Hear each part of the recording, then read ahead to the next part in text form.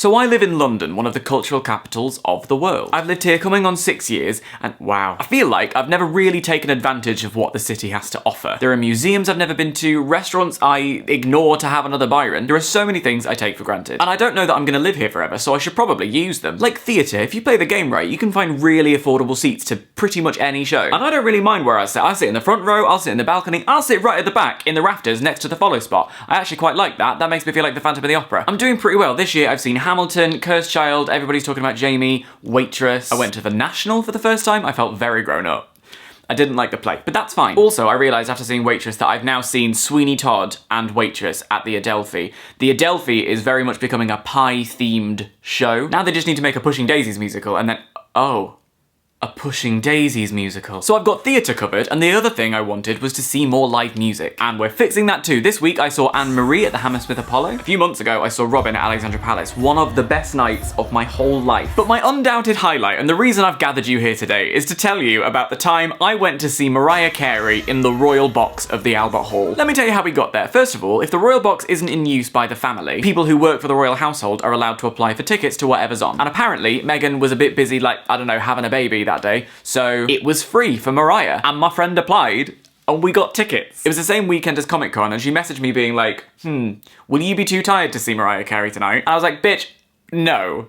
No. Will I be too tired to see Mariah Carey? Do you not know me but at all? So we went to see Mariah, and it was one of the funniest, most baffling experiences of my life. And I really want to tell you about it, but I can't do it sitting down because I won't be able to do it justice. So we're gonna need to go, right, okay, the light isn't shot, but that's because I need all of this space in order to tell the story accurately. This is a SingStar microphone with the end cut off. Why do I have this? I've got my reasons. I've done my best to focus this properly. If it goes out of focus, let's just say it's an artistic choice to communicate how I felt, sort of like I was in a dream that evening I saw Mariah Carey from the Royal Box at the Albert Hall. So first thing of note, Mariah performs in a way that I can only describe as goldfish chic. By which I mean, she's shiny in manner of scales, and she'll be singing her song, holding the microphone just sort of down here, super casual, and she'll go over to this side of the stage, and she'll sing here for a bit, and then she'll go over to this side. Here I am, doing some songs.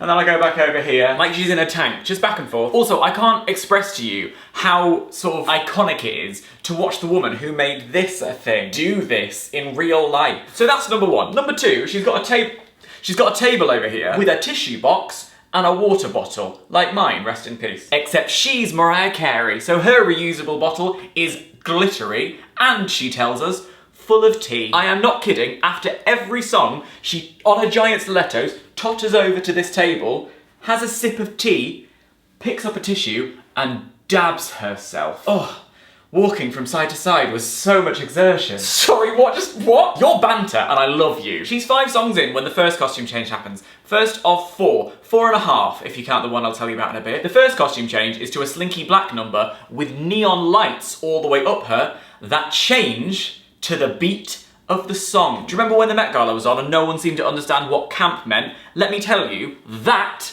is camp. If you've ever seen a gig at the Albert Hall, you'll know that the stage is kind of on a level with the circle element of the audience. So that means that you are at some points performing directly opposite your audience member. This is important to note when it comes to the 0.5 costume change that I mentioned previously. She's come on in a number, glittery, obviously, to sing My All, sidebar, one of the best pop songs of the 1990s. She finishes the song and then totters over to where her table is. I'm thinking, oh, she's going for a little dab. No. She goes behind a screen that's been set up behind her piano. I'm like, is this woman doing a costume change on stage? Because she's behind there for about 3 minutes. When she finally emerges from the screen, yes, I suppose you could say she's done a costume change. What she's actually done is put on a feather boa. 3 minutes behind a screen to put on a feather boa, that is camp. Mariah then goldfishes her way to the other side of the stage and does something that I'm still trying to recover from to this day. She takes off the feather boa that she has moments ago taken 3 minutes to put on, hands it to a fan, takes a Sharpie,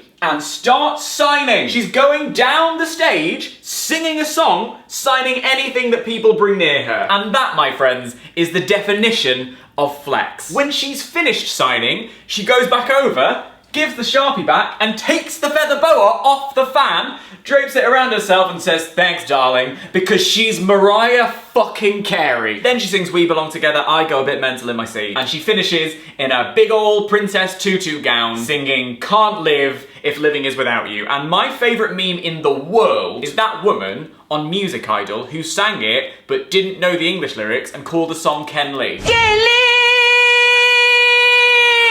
to live without you. So there I am in the royal box of the Albert Hall singing along with Mariah Carey, Ken Lee, Do Leeble Deeble Dow Jew. I peaked in the year of our Lord 2019. Thanks for watching, see you tomorrow.